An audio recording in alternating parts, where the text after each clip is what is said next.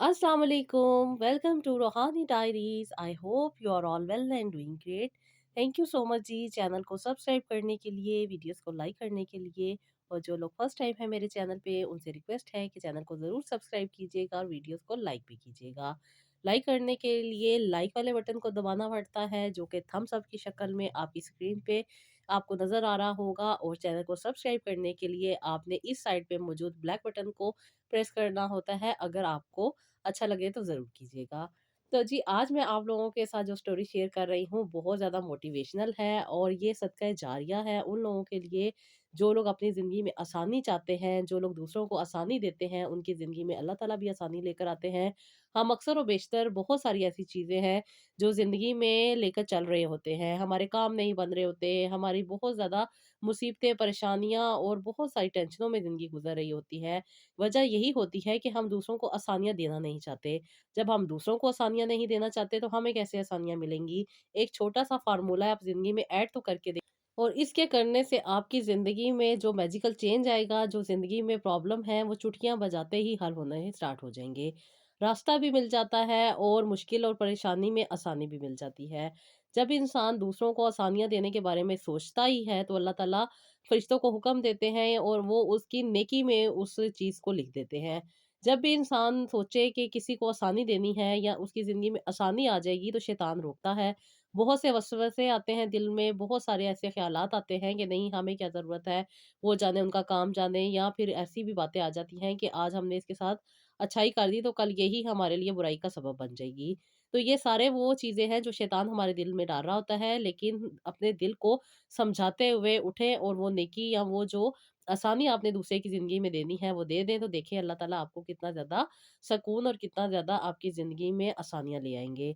तो जी ये तो थी एक छोटी-सी बात। तो जी आज की जो स्टोरी मुझे सेंड की है वो जी सिस्टर ने सेंड की है। उनकी ज़िंदगी में जो आसानी आई, जो उन्होंने अपनी ज़िंदगी में सूरह आले इमरान का जो मैंने वज़ीफ़ा बताया था वो उन्होंने अपनी ज़िंदगी में ऐड किया। और बिलीव मी ये वो ऐसा फ़ॉर्मूला है, ये एक ऐसा वज़ीफ़ा है, ये एक ऐसा अमल है जिसके करने से आज तक कोई भी बेऔलाद खातून बेऔलाद नहीं रही।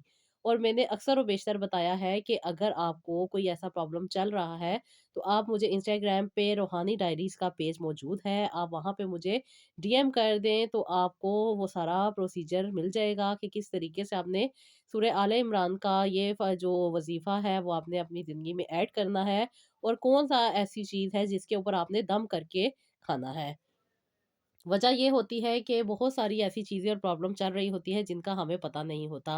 बेसिक चीज़ किसी भी ही औरत को प्रेग्नेंट होने के लिए न्यूट्रिएंट्स की ज़रूरत होती है। उसके साथ-साथ वो न्यूट्रिएंट्स प्रॉपर्ली हमारी बॉडी में काम करें और वो जो प्रॉब्लम हमारी ऑलरेडी बॉडी में मौजूद है यानी यानी कि जो शैतानियत हमारी बॉडी में मौजूद है जिसकी वजह से उसने हमारी ओवरी को स्टक किया हुआ है, हमारे जो यूटरस है उसको स्टक किया हुआ है जिसकी वजह से हमें प्रेगनेंसी नहीं हो रही, वो वहाँ से दूर हो जाती है। ये रूहानी तौर पे मैं आपको चीज़ें बता रही हूँ कि जब हम अल्लाह ताला के कलाम को पढ़ते हैं, सूरह आले इमरान की आयत पढ़ते हैं तो हमारी इंटरनली क्लेंजिंग होती है। एक आपने सुना होगा डिटॉक्सिफाई करना बॉडी को जो कि हम खुराक के ज़रिए करते हैं और दूसरा होता है कि हम रूहानी तौर पे अपना इलाज करते हैं। तो दोनों चीज़ों को हम साथ लेके चलते हैं जिसकी वजह से अल्लाह ताला करम करते हैं और ये वो फ़ॉर्मूला है जिसके करने से आज तक कोई भी बे-औलाद नहीं रहा। और अल्लाह के करम से जिसने भी ये अमल किया, जिस खातून ने ये अमल किया और जितने टाइम तक बताया गया उतने टाइम तक किया तो अल्लाह ताला ने उसे ना सिर्फ़ साहिब-ए-औलाद किया बल्कि आज वो बहुत ज़्यादा खुशहाली वाली ज़िंदगी जी रही हैं, बहुत ज़्यादा खुशियों वाली ज़िंदगी जी रही हैं। और एक सिस्टर जिनकी आज मैं आपके साथ स्टोरी शेयर करूँगी, वो कहती हैं मैंने एक नहीं मैंने कई बार किया और अल्लाह ताला ने मुझे कई दफ़ा साहिब-ए-औलाद किया। तो जी ये वो फ़ॉर्मूला है, अगर आप भी अपनी ज़िंदगी में ऐड कर लेंगी तो इंशाअल्लाह ताला अल्लाह ताला आपके लिए भी रहमत के करम के दरवाज़े खोल देंगे और वो चीज़ जो आपसे दूर है वो आपको मिल जाएगी। तो जी सिस्टर लिखती हैं अस्सलाम वालेकुम आपी, मेरा ताल्लुक आपी ये लाहौर से है और मैं आपके साथ ये स्टोरी शेयर कर रही हूँ। इसलिए शेयर कर रही हूँ कि आप ही एक नहीं बल्कि 2 नहीं बल्कि 3 दफ़ा मैंने ये अमल किया है और तीनों दफ़ा अल्लाह ताला ने मुझे साहिब-ए-औलाद किया है। आप ही मेरी मेडिकल हिस्ट्री ये थी कि मैं फर्स्ट टाइम जब डॉक्टर के पास गई तो मुझे कोई भी प्रॉब्लम नहीं था। डॉक्टर ने सिर्फ़ और सिर्फ़ मुझे ये बताया कि मेरी एक ओवरी पॉलीसिस्टिक है, जिसकी वजह से मुझे कुछ मेडिसिन खानी पड़ेंगी और उसके बाद मुझे जो प्रॉब्लम है वो रिज़ॉल्व हो जाएगा। लेकिन आप ही जब मैंने पॉलीसिस्टिक की मेडिसिन खाई तो उसके बाद पहले तो अल्ट्रासाउंड में मेरी एक ओवरी पॉलीसिस्टिक आई थी, लेकिन मेडिसिन खाने के बाद मुझे दूसरी ओवरी में भी सिस्ट आ गए थे, जिसकी वजह से आप ही मैं बहुत ज़्यादा परेशान हो गई थी कि ये अब क्या होगा? मेरे फेस पे कोई भी बाल नहीं थे, मेरी बॉडी बिल्कुल ठीक थी। कोई भी ऐसा साइन मेरी बॉडी पे मौजूद नहीं था जिसे पॉलीसिस्टिक ओवरी से रिलेट किया जाता। लेकिन आप ही ये बात मेरे लिए परेशानी का बायस थी कि जब मैंने फर्स्ट टाइम अल्ट्रासाउंड करवाया तो उसमें मुझे कुछ भी प्रॉब्लम नहीं आया। लेकिन जब मैंने सेकंड टाइम करवाया तो डॉक्टर ने मुझे बताया कि मेरी एक ओवरी में सिस्ट मौजूद है। उसके साथ-साथ आप ही जब मैंने उनकी मेडिसिन खा ली तो उसके बाद उन्होंने मुझे बताया कि मेरी दोनों ओवरीज़ में सिस्ट मौजूद है। आप ही ये चीज़ मेरे लिए इसलिए भी प्रॉब्लम का बायस थी क्योंकि मैं कंसीव करना चाह रही थी और इसीलिए ट्रीटमेंट के लिए डॉक्टर के पास जाती थी। आप ही मुझे रेगुलर पीरियड्स नहीं आते थे, यानी कि मुझे इरेगुलरिटी चलती थी। कभी आ जाते थे और कभी नहीं आते थे। मोस्टली मुझे साल में 1 दफ़ा ही आया करते थे। लेकिन अक्सर और बेशतर महीनों में मुझे स्पॉटिंग हो जाया करती थी और ये बात मेरे लिए बहुत ज़्यादा परेशानी का बायस थी। इसलिए आप ही मैं शादी के 1 साल बाद ही डॉक्टर के पास गई तो डॉक्टर ने मुझे ये चीज़ बताई और जब उनकी मेडिसिन मैंने खा ली तो फिर ये चीज़ और बढ़ गई। आप ही मैं बहुत ज़्यादा परेशान थी, इसलिए मैंने डॉक्टर चेंज की और दूसरी डॉक्टर के पास गई कि शायद इन्होंने कुछ गलत बताया है। लेकिन जब आप ही मैं दूसरी डॉक्टर के पास गई तो उन्होंने मुझे कहा कि बेटा कोई बात नहीं है, सब कुछ ठीक हो जाएगा। बस आपने ये वाली मेडिसिन खानी है। लेकिन उन्होंने मुझे प्रॉपर प्रोसीजर बताया कि पहले वो मुझे 3 महीने मेडिसिन देंगी जो कि हार्मोनल पिल्स होंगी जिनकी वज़ह से मुझे रेगुलरिटी आएगी और फिर मुझे सेकंड डे पे इनके पास आना पड़ेगा। ये मेरा अल्ट्रासाउंड करेंगी तो उसके बाद नई मेडिसिन देंगी। अब भी मैंने ऐसा ही फ़ॉलो किया और डॉक्टर के पास गई। डॉक्टर ने मुझे जो हार्मोनल मेडिसिन दी हुई थी उसके बाद आप भी मैं सेकंड डे पे यानी कि जब मेरा साइकिल स्टार्ट हुआ उसके सेकंड डे पे मैं डॉक्टर के पास गई तो डॉक्टर ने मेरा अल्ट्रासाउंड किया और कहा कि बेटा आपको कोई प्रॉब्लम नहीं है। अब आपने ये वाली मेडिसिन खानी है जिसकी वज़ह से आपको कंसीव होंगे। आप ही मैंने वो 5 दिन मेडिसिन खाई लेकिन उसके बाद उन्होंने मुझे 12वें दिन अपने पास बुलाया था कि मैं आपका अल्ट्रासाउंड करूँगी और आपको मज़ीद मेडिसिन दूँगी ताकि आपका ओव्यूलेशन अच्छा हो सके। ये आप ही वो बच्चे के लिए ट्राई कर रही थी और कंसीविंग के लिए ये मुझे मेडिसिन दे रही थी। इसलिए आप ही मैं 12वें दिन भी डॉक्टर के पास गई लेकिन 12वें दिन उन्होंने देखा तो कुछ प्रॉब्लम थी जिसकी वज़ह से उन्होंने मुझे कहा कि अभी आपको ये साइकिल इसी तरह जाना पड़ेगा और आपको नेक्स्ट साइकिल में डबल मेडिसिन दूँगी जिसकी वज़ह से आपकी ओव्यूलेशन होगी।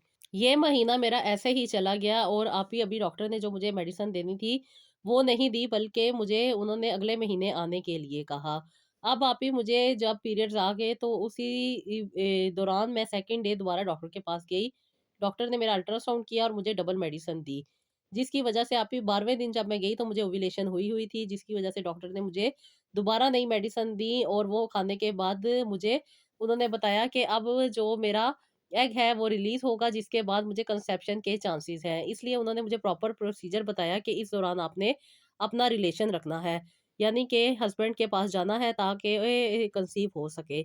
इसलिए आप ही मैंने उनकी गाइडलाइन पे पूरा अमल किया और इसी तरह चीज़ को फ़ॉलो किया। लेकिन आप ही इस बार भी मुझे पीरियड्स आ गए और कंसेप्शन नहीं हो पाई। फिर आप ही उन्होंने मुझे अगले महीने दोबारा बुलाया। इसी तरह आप ही यही प्रोसीजर दोबारा रिपीट किया और तकरीबन 3 महीने यही मेडिसिन खाने के बावजूद भी मुझे कंसेप्शन नहीं हो पाई। अब आप ही मैं बहुत ज़्यादा परेशान हो गई थी कि पता नहीं कौन-सा मसला है कि ये ठीक नहीं हो रहा। 2 साल हो गए हैं डॉक्टर्स के चक्कर लगाते हुए लेकिन कोई फ़ायदा नहीं हो रहा। आप ही ये कहने को तो महीने का प्रोसीजर होता है लेकिन ये महीने से ज़्यादा ही हो जाता है। इसलिए आप ही मुझे 2 से 3 महीने इन्हीं चक्करों में फिरना पड़ गया और यही प्रोसीजर लेती रही। इस बार डॉक्टर ने मुझे कहा कि अब हम आपको मेडिसिन के साथ कुछ इंजेक्शन देंगे ताकि आपकी ओव्यूलेशन और भी स्ट्रॉन्ग हो ताकि आप कंसीव कर सकें। फिर आप इसी तरीके से उन्होंने ये अमल दोबारा स्टार्ट किया और दोबारा मुझे सेकंड डे पे बुलाया। जब मैं सेकंड डे पे गई उन्होंने मुझे मेडिसिन दी और साथ ही मुझे कुछ इंजेक्शंस भी देने स्टार्ट कर दिए। अब आप ये इंजेक्शन लगवाना भी एक बड़ी ज़िम्मेदारी होती है क्योंकि रेगुलर बेसिस पे ये इंजेक्शन लगवाने होते हैं और इसके लगवाने के बाद बहुत ज़्यादा मूड स्विंग भी होते हैं और बहुत ज़्यादा इरिटेशन भी होती है। ये मैंने इंजेक्शन लगवा लिए और इंजेक्शन लगवाने के साथ वही प्रोसीजर फ़ॉलो किया। इन्होंने दोबारा मुझे 12वें दिन बुलाया था, मैं 12वें दिन इनके पास गई। जब इन्होंने मेरा अल्ट्रासाउंड किया तो इन्होंने कहा कि ओव्यूलेशन हुई हुई है, बल्कि ओव्यूलेशन अभी बहुत ज़्यादा छोटी है, लेकिन 1-2 दिन के बाद आपने ने दूसरे इंजेक्शन जिनकी वजह से मुझे जो एग है वो रिलीज़ होगा, वो लगवाने हैं। फिर आप ही मैंने 2 दिन के बाद वो वाले लगवाए और उसके बाद भी ये महीना खाली गया, कुछ भी फ़र्क नहीं पड़ा, बल्कि मुझे पीरियड्स आ गए। अब आप ही जब मुझे दोबारा पीरियड्स स्टार्ट हो गए तो इन सारे प्रोसीजर के साथ-साथ एक डीमोटिवेशन होती जाती है। क्योंकि आप ही ये भी मुझे प्रोसीजर 3 महीने ही रेगुलर बेसिस पे करवाना था। इसी तरह मैंने आप ही इस प्रोसीजर को फ़ॉलो किया और इसी तरीके से डॉक्टर के पास गई, फिर डॉक्टर ने मुझे मेडिसिन भी दी और मेडिसिन के साथ उन्होंने मुझे इंजेक्शन भी दिए। इंजेक्शन के साथ वही प्रोसीजर जो मैंने पहले ट्रीटमेंट में किया था, उसी तरह उन्होंने मुझे गाइड किया कि मुझे 12वें दिन इनके पास आना है, फिर मुझे ओव्यूलेशन के लिए इंजेक्शन दिए जाएँगे, उसके बाद कंसेप्शन की ट्राई करना पड़ेगा और उसके बाद फिर रिज़ल्ट देखेंगे क्या होता है। मैंने आप ही उन्हीं बातों पे अमल किया, वही मेडिसिन उसी तरीके से जिस तरह डॉक्टर दे रहा था, उसी तरह खाई, इंजेक्शन भी लगवाए और ओव्यूलेशन हो गई। इस बार आपकी ओव्यूलेशन बिल्कुल ठीक थी और डॉक्टर ने मुझे कहा कि इस बार बहुत अच्छा रिजल्ट आया है, इसलिए मुझे लग रहा है कि आप कंसीव कर जाओगी। इसलिए प्रॉपर अपना टाइम जो है वो ज़ाया नहीं करना, बल्कि इस प्रोसीजर को फ़ॉलो करना है। मैंने उसी तरह आप ही रेगुलर बेसिस पे जो चीज़ें उन्होंने मुझे बताई थी वो मैंने अपनी ज़िंदगी में ऐड की और उसी तरीके से जो उन्होंने मुझे गाइड किया था मैंने किया। लेकिन आप ही इस बार भी मुझे कंसेप्शन नहीं हो पाई। और बहुत ज़्यादा डीमोटिवेट हो गई। इनफैक्ट डॉक्टर ने मुझे आईवीएफ के लिए रेकमेंड कर दिया था कि आप सेंटर में जाएँ, यानी कि इनफर्टिलिटी सेंटर में जाएँ, वहाँ पे आपको अच्छे तरीके से ट्रीट किया जाएगा, क्योंकि इन मेडिसिन ने आप पे कोई असर नहीं किया और आप कंसीव नहीं कर पाईं। क्योंकि आप ही मेरी अभी एज इतनी नहीं थी, इसलिए मेरी सास ने कहा कोई बात नहीं, अल्लाह ताला दे देंगे, क्या ज़रूरत है इतने ज़्यादा खर्चे करने के, और इन सारी चीज़ों में जाके तुमने अपनी सेहत भी खराब कर ली है, मज़ीद तुम डिप्रेशन और एंग्ज़ायटी का शिकार हो गई हो। इसके साथ-साथ आप ही मूड स्विंग भी बहुत ज़्यादा रहते थे। मियाँ के साथ भी अच्छे ताल्लुकात नहीं बन पाते थे। बहुत ज़्यादा डिप्रेशन, एंग्ज़ायटी का शिकार हो रही थी। और एक अंदर ही अंदर गिल्ट मुझे खाए जा रहा था कि पता नहीं मैं कंसीव कर पाऊँगी या नहीं कर पाऊँगी। आप ही तकलीफ़ भी बढ़ती जा रही थी और अंदरूनी तौर पे भी बहुत ज़्यादा वीक होती जा रही थी। ये कहूँ कि मैं बिल्कुल ही नाउम्मीद होती गई। हर ट्रीटमेंट के बाद मुझे ये एहसास होता था कि शायद मुझे कंसीव हो जाएगा, लेकिन जब उम्मीद टूटती है ना, तो आप ही कोई नहीं जानता कि इंसान के साथ क्या होता है। जिस पे बीत रही होती है सिर्फ़ वो ही जानता है। इर्द-गिर्द के लोग सिर्फ़ आपको तसल्ली दे सकते हैं, लेकिन जिसके ऊपर बीत रही होती है वो ही जानता है। आप ही इमोशनली बहुत ज़्यादा इंसान वीक हो जाता है और वो हर बात-बात पे रोना आ जाता है। ये मेडिसिन का असर होता है जिसकी वज़ह से बहुत ज़्यादा प्रॉब्लम हो जाती है। अब आप ही मेरी सास ने कहा कि तुम्हें कोई ज़रूरत नहीं है इतने महँगे ट्रीटमेंट लेने की, मैं तुम्हें अपने डॉक्टर के पास लेके जाती हूँ, उससे ट्रीटमेंट करवाओ, इंशाअल्लाह ताला तुम कंसीव कर जाओगी। अभी मैं अपनी अपनी सास के बताई हुई डॉक्टर के पास गई, डॉक्टर ने दोबारा से मुझे वही वाले ट्रीटमेंट, वही वाले इंजेक्शन और वही वाली चीज़ें देना शुरू कर दी। इस साल भी आप ही इसी तरह मैं मेडिसिन खाती रही और अपनी ज़िंदगी को और भी तकलीफ़ में डालती रही। पूरा साल मैंने ये इसी तरीके से ट्रीटमेंट लिए जिस तरीके से मैंने पहले ट्रीटमेंट लिए थे। लेकिन फ़ायदा कोई नहीं हो सका। लेकिन इस बार डॉक्टर ने मुझे ग्लूकोफ़ेज भी दे दी थी। यानी कि शुगर की मेडिसिन भी दे दी थी, जिसकी वज़ह से मुझे बहुत ज़्यादा बॉडी में वीकनेस रहती थी। बहुत ज़्यादा जो काम करने की आदत थी वो छूट गई थी और बिल्कुल ही निकम्मी होके रह गई थी। जिसकी वज़ह से सास भी मुझे बहुत ज़्यादा बोला करती थी और मुझसे उठ के काम भी नहीं किया जाता था। मैं बहुत ज़्यादा डिस्टर्ब रहती थी और कोई भी एहसास करने वाला तो था ही नहीं। वो सास जो मुझे खुद डॉक्टर के पास लेके गई थी, उसे पता भी था मेरी क्या हालत है, लेकिन वो समझ नहीं पा रही थी। बात-बात में मेरे साथ लड़ाई कर दिया करती थी, घर का माहौल भी खराब हो रहा था और इतने साल हो गए थे ये ट्रीटमेंट वगैरह लेते हुए, कोई कंसीव नहीं हो रहा था। अब आप ही दिल को बहुत ज़्यादा तसल्ली दी और हिम्मत की और कहा कि ये डॉक्टर नहीं ठीक, अब मुझे किसी और डॉक्टर को दिखाना चाहिए।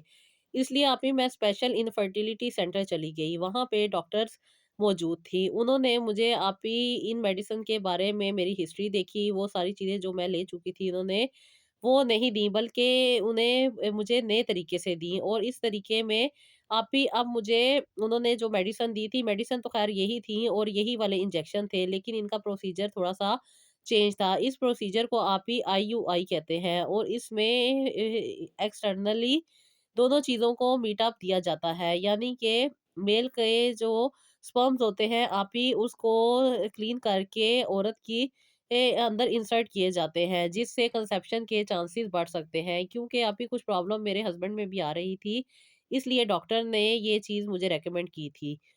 अब आप ही वो सारा प्रोसीजर उसी तरीके से चलना था और ये सारा ट्रीटमेंट 6 महीने में होना था। इसी तरह आप ही मैंने ये सारा ट्रीटमेंट लिया, मैं डॉक्टर के पास जाती थी, इनफैक्ट मेरे घर से डॉक्टर बहुत ज़्यादा दूर था और सुबह के टाइम डॉक्टर के पास जाना पड़ता था। सर्दियों के दिन थे और बहुत मुश्किल हो जाती थी। इनफैक्ट मेरे हस्बैंड भी बहुत ज़्यादा इरिटेट हो जाते थे और इनकी इरिटेशन की वज़ह से आप ही मुझे भी मूड स्विंग्स हो जाते थे। ये भी एहसास नहीं कर पाते थे, बल्कि मुझे बोलना और डाँटना शुरू कर देते थे कि क्या ज़रूरत है इतनी टेंशनों में पड़ने की। इतनी दूर से हमें आना पड़ता है, इतनी ठंड में, उसके साथ-साथ मुझे अपना काम भी छोड़ना पड़ता है और सारा काम डिस्टर्ब होके रह जाता है।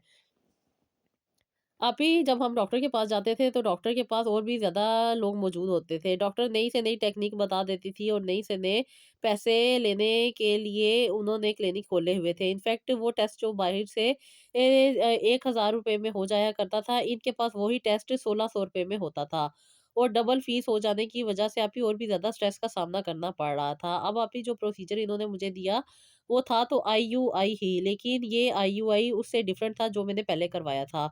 इसमें उन्होंने आप ही मुझे डे बाय डे टेस्ट पे लगा दिया था और सारे प्रोसीजर वही था, सारी मेडिसिन वही थी, सब कुछ वही था। लेकिन जो एक्स्ट्रा खर्चा पे कर रही थी वो इन टेस्टों का था, जो कि हर दूसरे दिन करवाती थी। एक इंजेक्शन देती थी, दोबारा से टेस्ट करवाती थी, फिर दोबारा अगला इंजेक्शन देती थी, फिर टेस्ट करवाती थी और इस तरीके से आप ही इनकी अच्छी खासी इनकम जनरेट हो रही थी। मैं यूँ कहूँ कि मेरा सिर्फ़ इन 6 महीनों में 4 लाख रुपया यहाँ पे लग चुका था, क्योंकि आए दिन जो टेस्ट हो रहे थे, जो मेडिसिन दे रही थी, सब कुछ इनके अपने क्लिनिक की थी और यहीं से सब कुछ दिया जाता था। इसलिए आप ही ये आईयूआई मुझे जो एक नॉर्मली 35 से 40 हज़ार रुपया कहा जाता है, वो मुझे 4 लाख में पड़ गया। इन टेस्टों की फीसें दे के और दे के, इसके बावजूद उन्होंने मुझे कुछ ऐसी टैबलेट दी जो कि आप ही सिर्फ़ बॉडी में डिफ्यूज़ होती हैं, यानी कि उन्हें अपनी बॉडी में रखना पड़ता है और उसके बाद वो अपना असर करती हैं, जो कि बहुत ज़्यादा एक्सपेंसिव होती है। अब ये मेडिसिन भी इन्हीं के क्लिनिक से मिलती हैं और यहीं से मुझे लेना पड़ा और अब जो कुछ हो रहा था, अभी वो मैं सिर्फ़ सह रही थी और अल्लाह से दुआ कर रही थी कि ये चीज़ें मुझसे दूर कर दें और मैं कंसीव कर लूँ, लेकिन अभी मुझे कंसीव नहीं हो रहा था।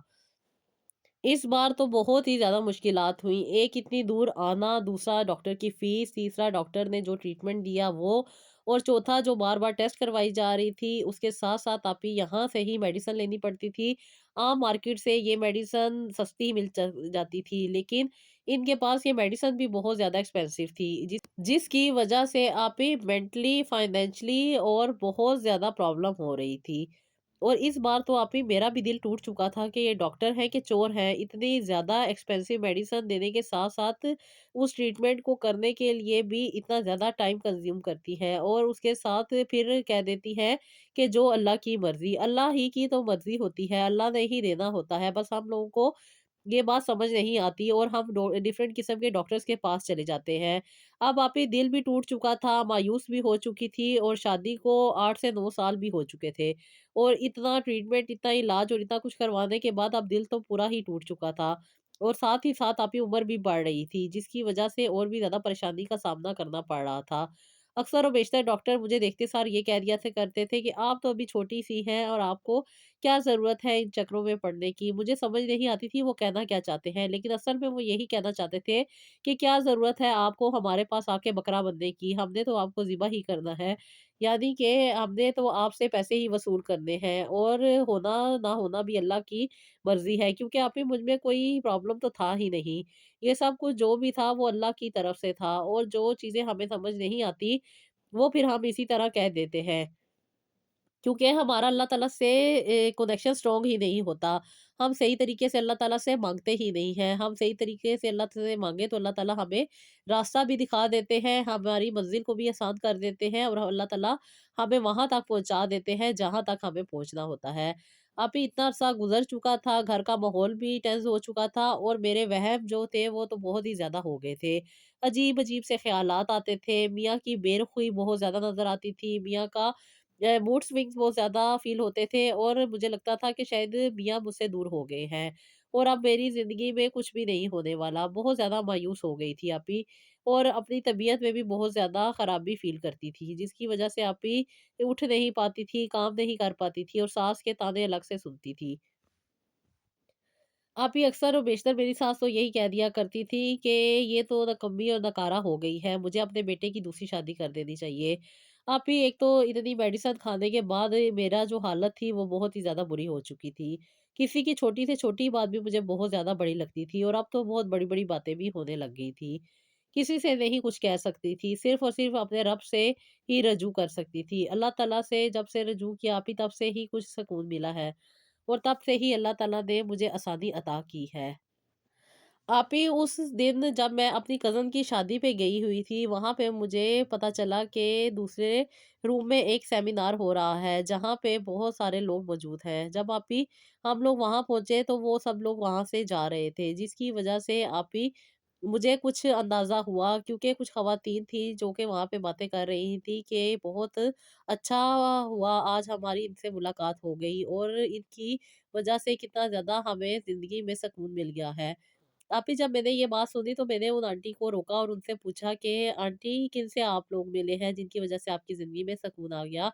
पता नहीं ये अल्लाह ताला का कोई निज़ाम था जिसने मुझे यहाँ पे मिलवाना था। तो आप ही उन्होंने मुझे बताया कि वो आपसे मुलाकात करके आई हैं। फिर आप ही मैंने भी कोशिश की, 2-4 और ख़वातीन से पूछा कि मुझे आपसे कैसे बात करनी है, किस तरीके से आपका कॉन्टैक्ट नंबर मिलेगा। मैंने उनसे आपका कॉन्टैक्ट नंबर लिया और आपको कॉल की। अभी तब से मुझे अल्लाह ताला ने वो रास्ता दे दिया जिसकी मुझे तलब थी।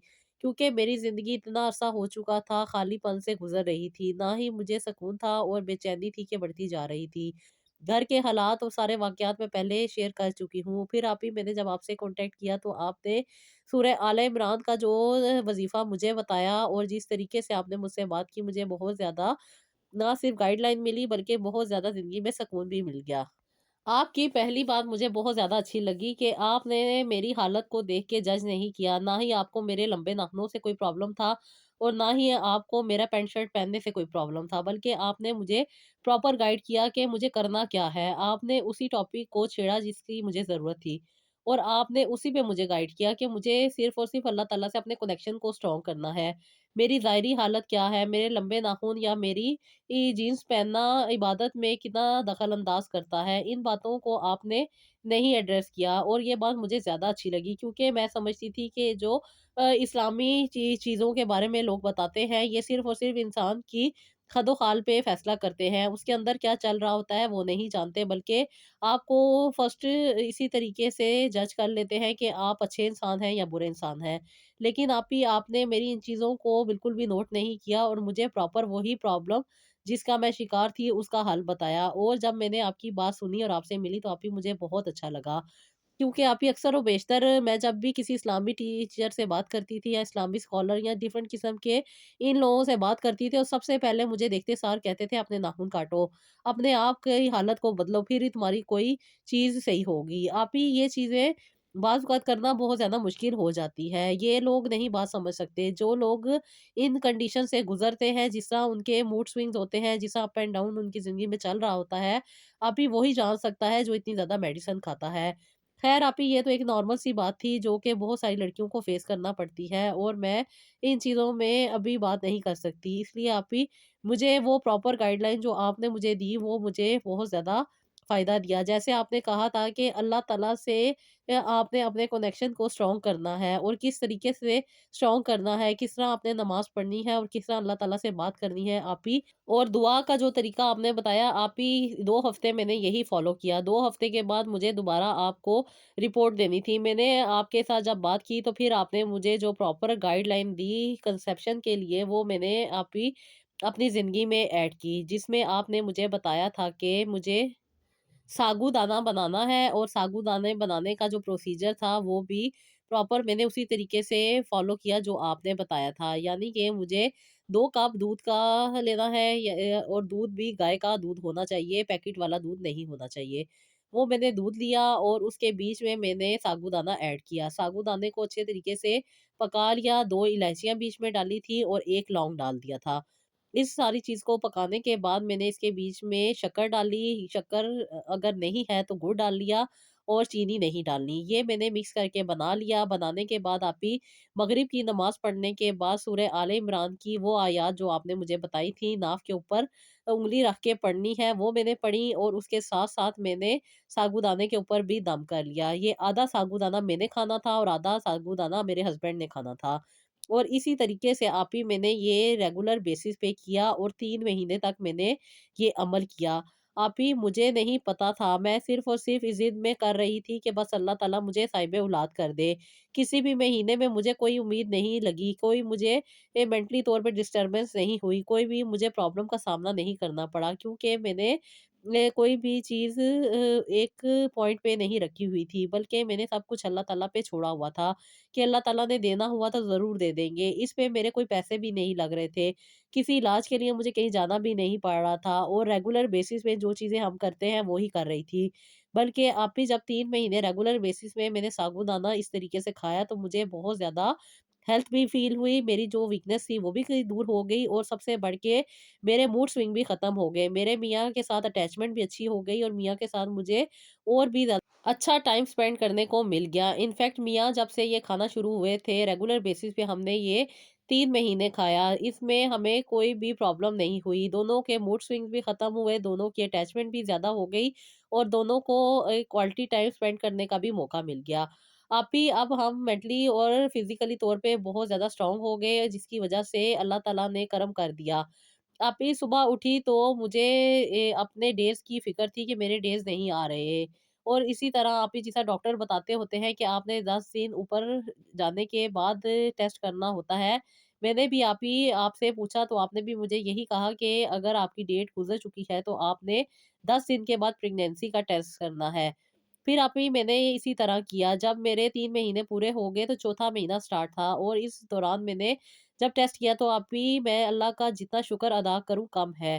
میں نے کوئی بھی زیادہ چیزیں فالو نہیں کی تھی، جو بس ایک چیز آپ نے بتائی تھی وہی اپنی زندگی میں ایڈ کی ہوئی تھی، اور یہی دعا میں پڑھتی تھی جو آپ نے مجھے بتائی تھی سورہ آل عمران کی آیات۔ یہ آیات میں نے ساگودانے پہ دم کر کے کھائی، ناف کے اوپر انگلی رکھ کے وہ آیات پڑھتی تھی، مغرب کی نماز کے بعد پڑھتی تھی، اور اسی طرح میں نے 3 مہینے فالو کیا، اور آج اللہ تعالیٰ نے مجھے یہ خوشخبری سنا دی کہ میں آج صاحب اولاد ہونے والی ہوں۔ آپ ہی یہ زندگی میں پہلا لمحہ تھا جب مجھے یہ ڈبل لائنیں نظر آئی، ادروائز میں نے جب بھی ٹیسٹ کیا ہمیشہ میری ایک ہی لائن آتی تھی اس اسٹرک میں۔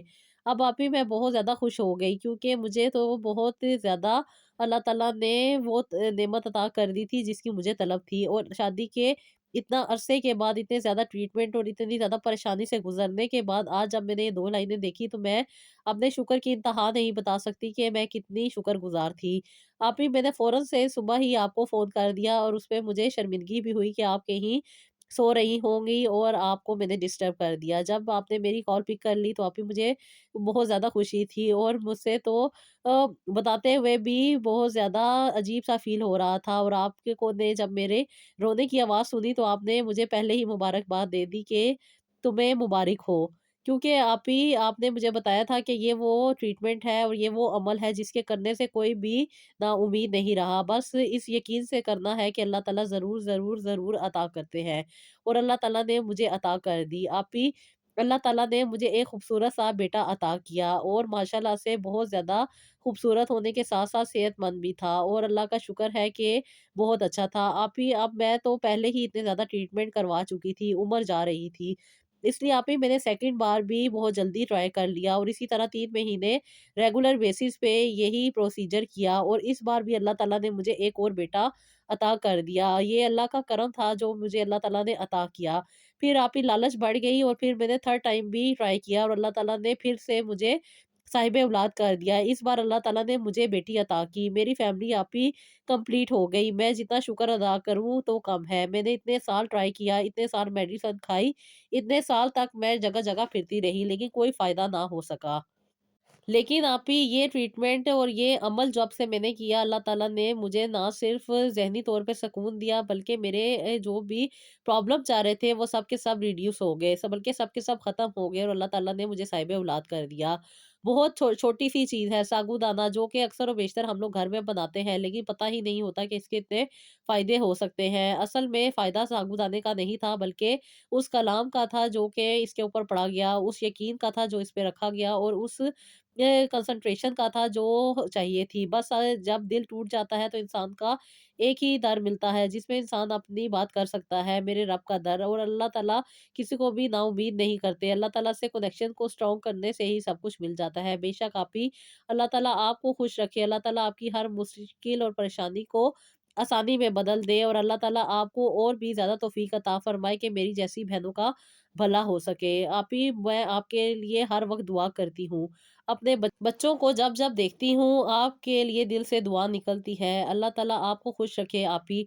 आपको बहुत ज़्यादा अल्लाह ताला नवाज़े, और अल्लाह ताला आपको और भी तौफ़ीक दे कि आप मेरी जैसी बहनों की मदद कर सकें। आमीन सुम्मा आमीन सिस्टर, यही दुआ है कि अल्लाह ताला सबके हक़ में सब दुआएँ कबूल करे, और जिसकी जो परेशानी है वो दूर हो जाए, और अल्लाह ताला खुशियाँ अता करे। किसी एक का भी भला हो जाता है तो मुझे बहुत ज़्यादा खुशी होती है, और मैं अल्लाह ताला का शुक्र अदा करती हूँ कि अल्लाह ताला ने मुझे इस काबिल बनाया कि लोगों की मदद कर सकूँ और लोगों की ज़िंदगी में आसानी ला सकूँ। बाकी अल्लाह ताला हमें हर तरह की मुश्किल परेशानी से निकाले, हर तरह की बुराई से दूर रखे, और अल्लाह ताला हमारे गलती गुनाहों को माफ़ करे। इंसान है, कुछ भी गलती गुनाह हो जाते हैं तो अल्लाह ताला उस पे हमें माफ़ी अता करे, हमारे पे अपना करम बनाए रखे, और हमें हर नेमत से मुस्तफ़ीद करे, दुनिया में भी और आखिरत में भी। आमीन सुम्मा आमीन। तो जी सिस्टर, ये था मेरा आज का व्लॉग। आई होप आपको पसंद आया होगा। मेरे लिए ज़रूर दुआ कीजिएगा। मेरी तबीयत ठीक नहीं है, बहुत मुश्किल से मैं वीडियोज़ बना रही हूँ, तो दुआ कीजिएगा कि अल्लाह ताला मुझे सेहत याब कर दें, और जल्दी से मैं आपके लिए बहुत अच्छी-अच्छी वीडियोज़ लेकर आऊँ, और आपकी ज़िंदगी में भी बहुत ज़्यादा मोटिवेशन हो। तो जी आप ज़रूर बताइएगा अपना फीडबैक कि आप लोगों ने अगर ज़िंदगी में कुछ परेशानी या कुछ चीज़ों को रिज़ॉल्व किया, या आपकी ज़िंदगी में जो आसानियाँ आई तो उसको ज़रूर शेयर कीजिएगा। तो जी नेक्स्ट व्लॉग के लिए मुझे इजाज़त दीजिएगा। अल्लाह हाफ़िज़।